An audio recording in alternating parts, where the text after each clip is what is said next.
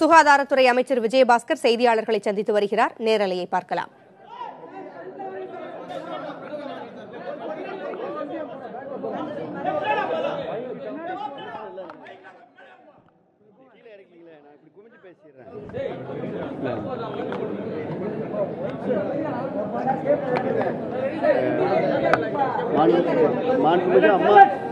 மாண்புமிகு அம்மா அரசுடைய சார்பில் இன்றைக்கு மக்கள் நல்வாழ்வுத்துறையோடு இருக்கக்கூடிய உணவு பாதுகாப்பு துறையினுடைய ஆய்வுக் கூட்டம், அதோடு சேர்ந்து 10 அசோசியேஷன், அதாவது நம்முடைய தமிழ்நாட்டில் இருக்கக்கூடிய 10 வணிக பெருமக்களுடைய அனைத்து அவர்களுடைய கூட்டமைப்பு சார்பில் அவர்களையும் அழைத்து நேரடியாக நம்முடைய அரசு செயலாளர்கள், கமிஷனர் ஃபுட் சேஃப்டி எல்லாம் இன்றைக்கு ஆய்வு நடத்த இருக்கின்றோம். அந்த ஆய்வு தான் நடந்து கொண்டிருக்கின்றது.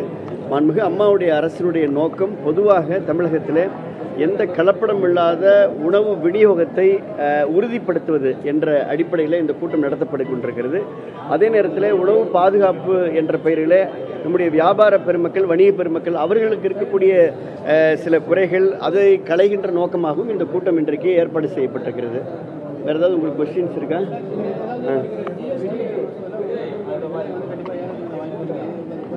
உணவுத்துறை அமைச்சரை கேட்கணும். இல்லை, அது பொதுவாக மாண்புமிகு அம்மாவுடைய அரசு நம்ம களத்தில் ஃபீல்டில் உணவு பாதுகாப்புத்துறை அதிகாரிகள் தொடர்ந்து களப்பணியாற்றிருக்கிறார்கள்.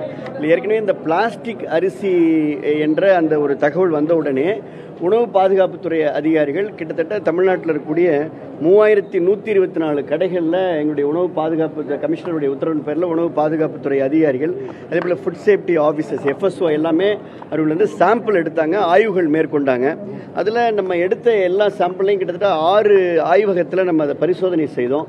100க்கும் மேற்பட்ட சாம்பிள் எடுக்கப்பட்டது. எந்த இடத்துலையுமே ஒரு இடத்துல கூட இந்த பிளாஸ்டிக் அரிசி இருப்பது உறுதி செய்யப்படவில்லை. அதனால் நாங்கள் பொதுமக்களுக்கு அன்போடு வேண்டுகோள் விடுவது, தயவுசெய்து